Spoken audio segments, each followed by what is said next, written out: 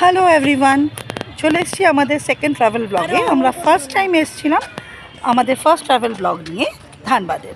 আজকে আমরা এসেছি আমাদের সেকেন্ড ট্রাভেল ব্লগ। আজকে ট্রাভেলিংটা খুব মিনি ট্রাভেলিং। আমরা চলে এসেছি শ্যামনগরে।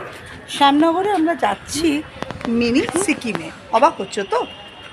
থাকো আমাদের সঙ্গে, দেখতে থাকো একটা মিনি ট্রাভেল ব্লগ, যেখানে আমরা চলে যাব আমাদের একদম বাড়ির পাশে ছোট্ট সিকিমে। শ্যামনগর স্টেশনে নেমে আমাদের চলে যেতে হবে নৈহাটির দিকে এগিয়ে যেতে হবে। তারপরে ওভারব্রিজ ক্রস করে চলে যেতে হবে 1 নম্বর প্ল্যাটফর্মে। সঙ্গে থাকো, দেখতে থাকবে আরও ডিটেলসে। চলে এসেছি আমরা আমাদের আজকে ডেস্টিনেশন মিনি সিকিমে। বলেছিলাম না অবাক হবে? এটা হচ্ছে মিনি সিকিম। কেন মিনি সিকিম? সিকিম বলতেই আমরা কি বুঝি? মনাস্ট্রিজ, বড় বড় বুদ্ধ ঠাকুরের মূর্তি। আর আমরা এখানে এসেছি আমাদের শ্যামনগরে বুদ্ধিস্ট মনাস্ট্রিতে এসে আমরা দেখলাম মেন গেটটা বন্ধ, কিন্তু এখানে একটা সাইডে ছোট গেট রয়েছে। সেই গেটে শুধু হ্যাশবোর্ড লাগানো আছে। সেটা এখন আমার পুত্র খোলার চেষ্টা করছে, কিন্তু সে তো বিশাল বুদ্ধিমান, সেজন্য অবভিয়াসলি খুলতে পারছিল না। এখন সেখানে পিয়ালি চেষ্টা করছে খোলার, এবং আশা করি খুলে ফেলবে। আর একজন ম্যাডাম ব্যস্ত আছেন, লাফালাফি করে বেড়াচ্ছেন। আমরা ঢুকছি আমাদের মিনি সিকিমে।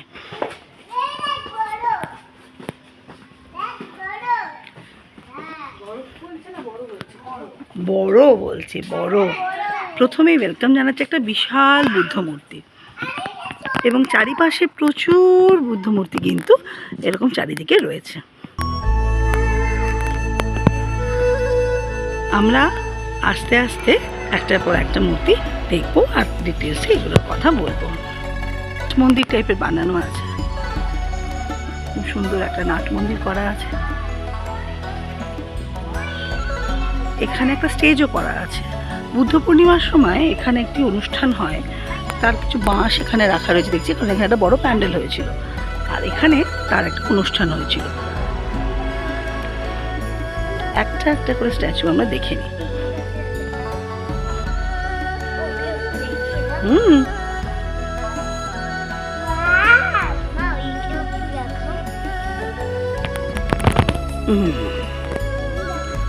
এখানে গৌতম বুদ্ধ দাঁড়ানো একটা স্ট্যাচু রয়েছে। আচ্ছা, আমরা একটা ছোট্ট ইনফরমেশন শেয়ার করি, নিশ্চয়ই অনেকেই জানো। এই যে গৌতম বুদ্ধর মাথায় যে চূড়ার মতন রয়েছে এবং যে কোকড়ানো কোকড়ানো চুলগুলো আমরা দেখতে পাই, সেগুলো কিন্তু অন্যান্য বুদ্ধিস্ট লামাদের কিন্তু মস্তকমণ্ডল, মানে যেটা আমরা দেখি যে মাথায় কোনো চুল থাকে না, তারা সবাই মোটামুটি আমরা ন্যাড়া মাথায় তাদের দেখি। কিন্তু গৌতম বুদ্ধর কিন্তু মাথায় একটা চূড়া বাঁধা থাকে। এটা কিন্তু চুল দিয়ে চূড়া বাঁধা নয়, এই চূড়াটা কিন্তু আসলে ছোট ছোট শামুক। সেই শামুকগুলোকে উনি ওনার মাথায় রেখে দিতেন, স্থান দিয়েছিলেন। সেটারই একটা ডেপিকশন। একটা প্রথমে দাঁড়ানো স্ট্যাচু, এরপর রয়েছে আরেকটি স্ট্যাচু যেখানে গৌতম বুদ্ধ একটা বিশাল বড় অজগর সাপের উপরে ধ্যানমগ্ন অবস্থায় রয়েছে। এরও একটা গল্প আছে। এই যে সাপটা, এটা একটা মানে কার্সড প্রিন্স ছিল। এই কার্সড প্রিন্স যখন এখানে এসে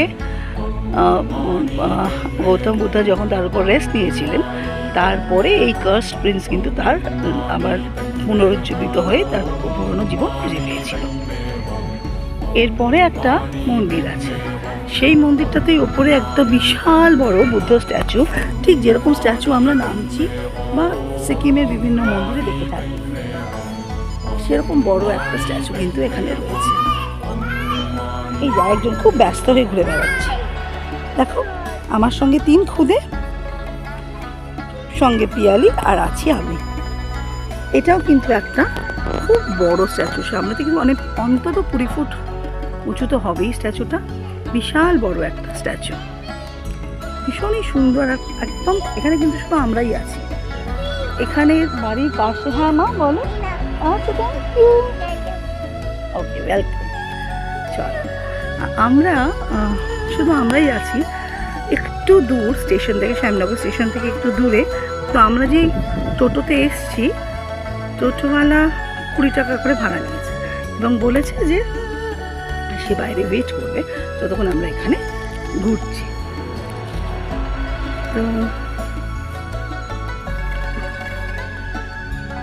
এখানে কিন্তু প্রচুর বুদ্ধ স্ট্যাচু এখানে রয়েছে এবং ছোট্ট ছোট্ট প্যাগোডা স্টাইলে এই ইয়েগুলো করা রয়েছে। আমরা সব একটা একটা করে দেখি। আচ্ছা, যাচ্ছি এটার ভেতরে, দেখা যাক এটার ভেতরে কি আছে।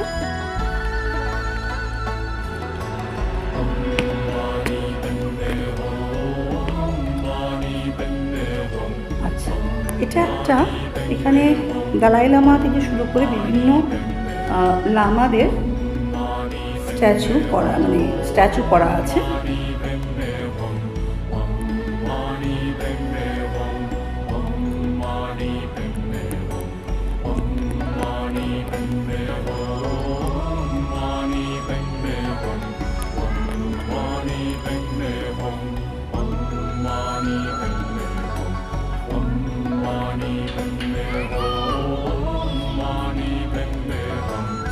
খুব এক্সাইটেড, ভীষণ এক্সাইটেড।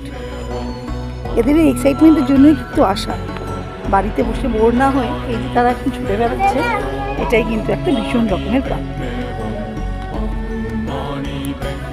এটা হচ্ছে মেন মন্দির, এটা হচ্ছে মেন মন্দির। মেন মন্দির এখন তালা দেওয়া।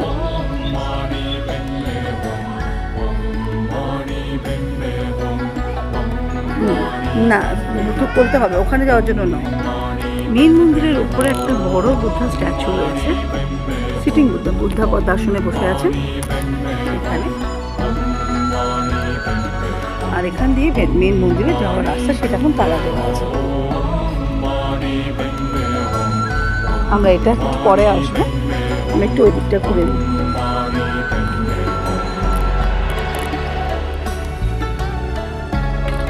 এখানে একটা ছোট্ট প্যাগোডা, আর প্যাগোডার মধ্যে বুদ্ধদেবের স্ট্যাচু।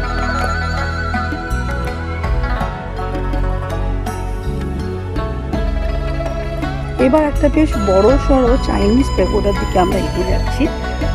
দেখো, এবং এর ভেতরে কিন্তু একটা খুব সুন্দর একটা স্ট্যাচু রয়েছে।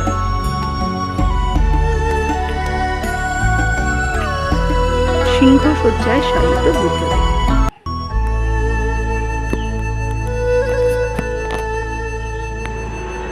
একদম একদম সত্যি। এটা আমরা ওই ধবলগিরি, খণ্ডগিরি, ওখানেও আমরা দেখতে পারি। ধবলগিরিতে আছেন এরকম সিংহ সজ্জায় সজ্জিত বুদ্ধদেব। 2015-এ এই স্ট্যাচুটা এখানে এস্টাবলিশ করা হয়েছে এবং বলা হয় যে ওয়েস্ট বেঙ্গলের সব থেকে বড় লাইং বুদ্ধ এই স্ট্যাচু।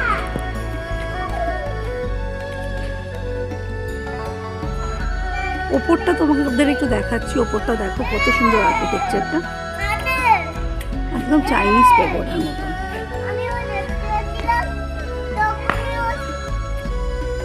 এরপর আমরা চলে আসছি সারনাথের একটা ভিউতে। যখন সারনাথ গেছিলাম আমি একটা এরকম টাইপেরই স্ট্যাচু দেখেছি। সেখানে মাঝখানে বুদ্ধদেব এবং সাইডে তার 10 জন ডিসাইপল বসে আছে, আর এখানে আছে 5 জন ডিসাইপলকে ঘিরে বুদ্ধদেব বসে আছেন।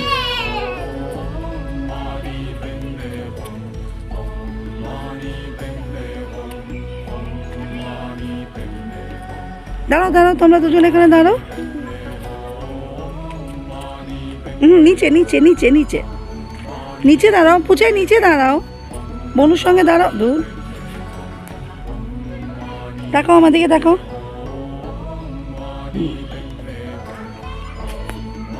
এটা হচ্ছে মেন গেট, যেটা কিন্তু বন্ধ ছিল যখন আমরা ঢুকলাম, তালা দেওয়া আছে মেন গেটে।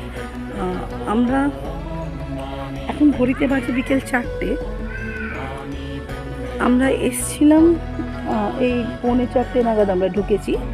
তো এই মেন গেটটা কিন্তু বন্ধ আছে, আমরা এই সাইডের গেটটা দিয়ে ঢুকেছি। বুদ্ধ মূর্তি এবং একটা ছোট্ট মন্দির, ভেতরে একটা ছোট্ট বুদ্ধ মূর্তি।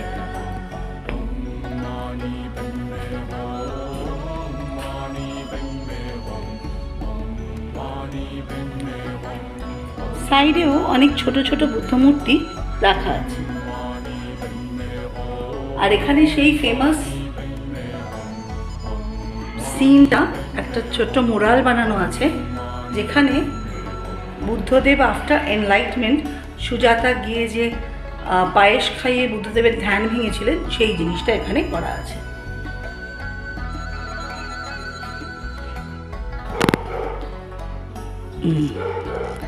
এই সেই মহান বুদ্ধ মূর্তি, বিশাল বুদ্ধ মূর্তিটি। আর এর পাশে যেটা মেন মন্দির, তার মাথায় দেখো একটা পুরো প্যাগোডার মতন একটা চূড়া করা রয়েছে।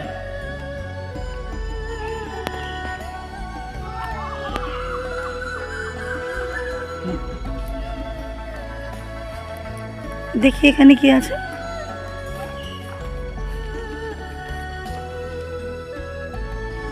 এখানে দেখা যাচ্ছে এক মা তার সন্তানকে নিয়ে প্রভু বুদ্ধর থেকে আশীর্বাদ নিতে এসছেন। ছোট্ট একটা মন্দিরের মোটিভ করে করে এগুলো বানানো আছে। এটাও দেখো কত সুন্দর একটা ছোট্ট মন্দিরের মতো স্ট্রাকচার। নিচে রয়েছে সিংহসজ্জায় সজ্জিত শায়িত বুদ্ধদেব এবং তার সঙ্গে 3 জন ডিসাইপল।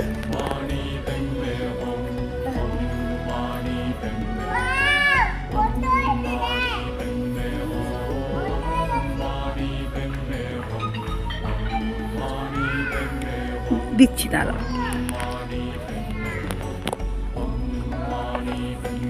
এটা আরেকটা ছোট্ট পেগোডা এবং ভেতরে লাভি শ্রেষ্ঠ শিবলি অহরত। এই নাও তোমার জন্য আরেকটা এনেছি। আচ্ছা ঠিক আছে।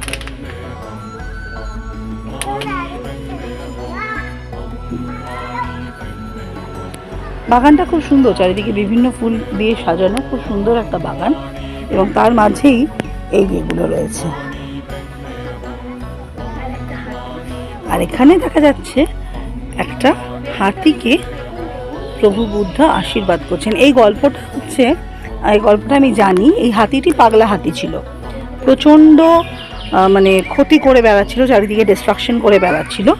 তখন প্রভু বুদ্ধ এই হাতিটিকে এসে আশীর্বাদ করায় সে কিন্তু শান্ত হয়ে গেছিল।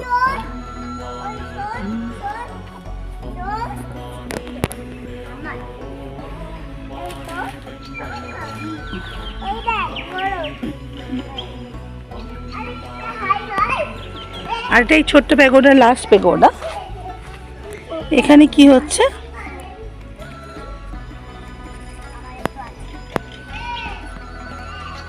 এখানে এক ডাকাত সে কিন্তু প্রভু বুদ্ধের আশীর্বাদ নিচ্ছে। এটারও গল্পটা সিমিলার। একটা এই ডাকাত করেছিল, সে খুব সাংঘাতিক রকমের দস্যু ছিল, বিভিন্ন রকমের মানে দস্যুবৃত্তি করে বেড়াতো। তারপর প্রভু বুদ্ধার সংস্পর্শে এসে তার আশীর্বাদ পেয়ে সে কিন্তু হিংসার পথ ত্যাগ করে অহিংসার পথ ধারণ করেছিল। এবার একটুখানি আমরা মেন মন্দিরটার দিকে যাব। মেন মন্দিরটা তখন বন্ধ ছিল, তাই আমরা বাইরে থেকে কিছু ফটো তুললাম। কোলাপসিবল গেটের ভেতর দিয়ে যে কটা ফটো তোলা সম্ভব হয়েছিল সেই কটা ফটো পোস্ট করেছি। ভেতরটা খুবই ছিমছাম, 3টে বড় গোল্ডেন কালারের বুদ্ধ মূর্তি রাখা আছে। সন্ধ্যেবেলা এখানে আর একটা আরতি সভা বসে। সব শেষে কচিকাচাদের কিছু ফটো তুলে আমরা আমাদের সিকিম যাত্রা আজকের মতো এখানেই শেষ করছি। আশা করি তোমাদের এই ছোট্ট ব্লগটা খুব ভালো লেগেছে আর তোমরাও নিশ্চয়ই এই সুন্দর জায়গাটা ভিজিট করতে যাবে। আজকের মতন সবাইকে টাটা।